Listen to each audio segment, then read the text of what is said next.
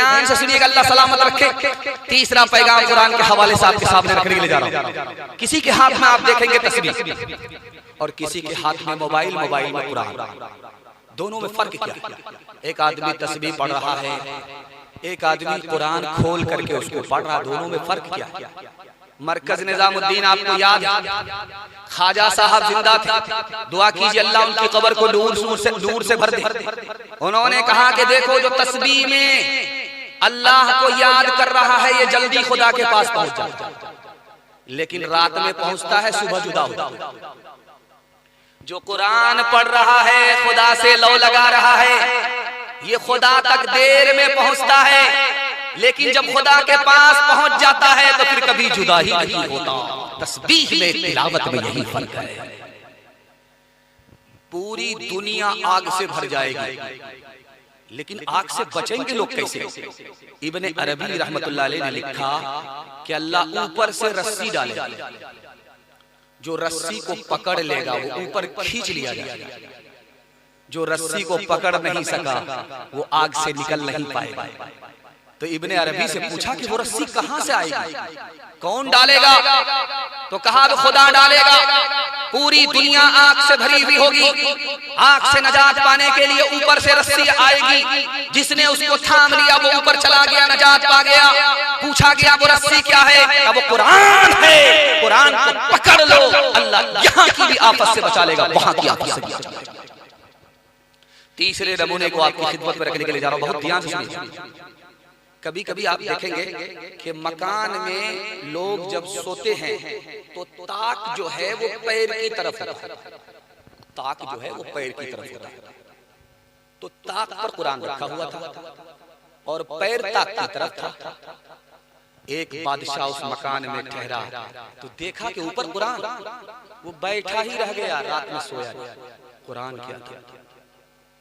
दूसरा बादशाह आया, उसको पता नहीं चला, वो सो गया। जब सो करके उठा तो देखा कि यार पैर की तरफ कुरान आ गया। अब उसको खाना पीना कुछ भी अच्छा नहीं लगता था, रोता रहता था। रात में इसको बशारत हुई, रात में उसको बशारत हुई। एक को बशारत हुई कि अल्लाह ने तुम्हें माफ कर दिया, वो कोई और बादशाह नहीं था, ख्वाजा मुईनुद्दीन चिश्ती रहमतुल्लाह अलैह लिखते हैं वो महमूद गजनवी था। रात भर कुरान के एहतराम में जागता रहा, लेकिन कुरान की तरफ पैर करके सोया नहीं।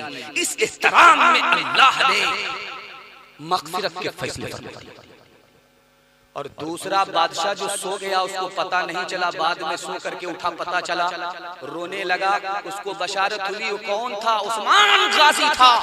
अल्लाह की तरफ से बशारत हुई कि तुमने कुरान की इज्जत की, कुरान के इज्जत के सदके में हम तुमको भी बादशाह बनाते हैं, तुम्हारी औलाद को भी बादशाह बनाते हैं। इमाम साहब मस्जिद में आए नमाज पढ़ाने के लिए तो सूरह फातिहा के बाद भूल गए।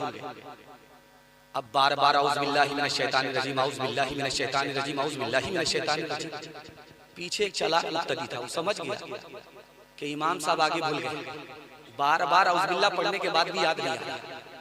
वो पीछे से बोला, इमाम साहब शैतान का कसूर नहीं है, कसूर आपका है कि आपको आगे याद ही नहीं। हाथ उठाइए, वादा कीजिए अपने बच्चे को डॉक्टर, प्रोफेसर, इंजीनियर बाद में बनाएं, पहले कुरान की तालीम देकर के मुसलमान बनाएंगे। हाथ उठाइए इंशाअल्लाह। नौकरी नहीं तो तालीम नहीं, हाथ उठाइए इंशाअल्लाह। जो सबसे जरूरी है मुसलमान नहीं पढ़ते, ईमान के सहीफे को निगहबान नहीं पढ़ते, ईमान के सहीफे को। ये कैसे मुसलमान है जो सुबह सवेरे, ये कैसे मुसलमान है जो सुबह सवेरे अखबार तो पढ़ते हैं, कुरान नहीं पढ़ते, अखबार तो पढ़ते हैं। छोटे छोटे बच्चे जाग रहे हैं, कल तक सो गए थे, इनका मुकद्दर सो गया था, लेकिन ये बच्चे जाग रहे। इनके वास्ते दुआ कीजिए अल्लाह इनको इल्म और हुनर से इनको मुकद्दर का सिकंदर बनाए, इनके मुकद्दर को जगा दे। बच्चों के हवाले से पैगाम आपको सुनकर हैरत होगी। 500 साल में साइंसदान किसने कितना पैदा किया? तो लिखा है हिंदुस्तान ने 500 साल में सिर्फ 8 साइंसदान पैदा किया, और बगल में चाइना है, 500 साल में कितने साइंसदान पैदा हुए? सिर्फ 5। और बगल में यूरोप है, तमाम यूरोप ने मिलकर के, अमेरिका, इस्राइल, सब ने मिलकर के कितने साइंसदान पैदा किए 500 साल में? सिर्फ 70।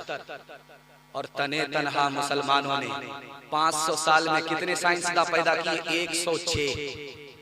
45% पूरी दुनिया मिलकर के साइंसदान पैदा करती थी, और अकेला मुसलमान 55% साइंसदान तने तनहा मुसलमान पैदा करता था।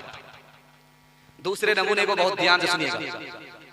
पूरी दुनिया में 1400 साल में किस मुल्क ने कितना डॉक्टर पैदा किया? तो लिखा के बगल में चीन है, 7 डॉक्टर पैदा किए 1400 साल में। और ये हिंदुस्तान है, यहाँ के हिंदुस्तान के लोगों ने पूरे 1400 साल में कितने डॉक्टर पैदा किए? सिर्फ 4 डॉक्टर पैदा किए।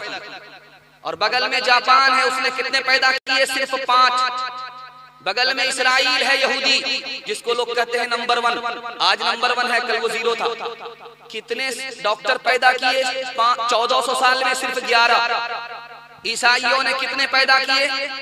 51। और मुसलमानों ने कितने पैदा किए? 41। साइंसदान पैदा करने में मुसलमान 1 नंबर पर, और डॉक्टर पैदा करने में मुसलमान दूसरे नंबर पर। और आज मुसलमानों का हाल क्या है? पैर के नीचे से जमीन निकल जाएगी, खून के आंसू बहेंगे। 1984 की रिपोर्ट है, पूरी दुनिया में कितने लोग जाहिल हैं? तो लिखा 150 करोड़ लोग जाहिल हैं। और सबसे बड़ा जाहिल मुल्क कौन है? तो लिखा हिंदुस्तान। और हिंदुस्तान में हिंदू मुसलमान में सबसे बड़े जाहिल कौन? तो लिखा मुसलमान। 62% मर्द जाहिल हैं, 72% औरत जाहिल हैं। इस घर को आग लग गई, घर के चला। एक आदमी बोला, यार खीर कैसे बनती है? और उसमें चावल होता है, चीनी होती है और दूध होता है। उसने कहा अच्छा इस तरह से खीर बनती है। एक मुट्ठी कच्चा चावल फाँक लिया, एक मुट्ठी चीनी खड़े खड़े खा लिया, एक गिलास दूध पी करके कपड़ा उतार करके चूल्हे पर लेट लिया कि खीर पक रही। अब वो खीर क्या पकेगी? पेट पत्थर हो गया। जब पेट पत्थर हो गया तो दर्द होने लगा, तो आया डॉक्टर के पास कि पेट में दर्द हो रहा है। तो डॉक्टर ने जैसे ही उंगली पेट पर रखा तो कहा, करे तुम्हारा पेट है कि पत्थर है? क्या खाए थे? बोला कि खीर खाए। खीर तो यार नरम होती है, तुम्हारा पेट कैसे पत्थर होता है? खीर तो नरम है, लेकिन पकाई थी किसी और तरकीब से, इसलिए पेट पत्थर हो गया। हाथ उठा करके वादा कीजिए, खुद जाहिल रहे, कोई फर्क नहीं पड़ता, लेकिन अपने बच्चे को जाहिल नहीं रहने देंगे। हाथ उठा दीजिए इंशाअल्लाह। इल्म को सीस्त का उन्वान बनाए रखना, तुम किताबों से सदा घर को सजाए रखना, तुम किताबों से ये जिहालत के अंधेरे तो पिघल जाएंगे, ये जिहालत के अंधेरे तो पिघल जाएंगे। शम्मे इल्म अदब यूं ही जलाते रखना, शम्मे इल्म अदब यूं ही जलाए रखना, शम्मे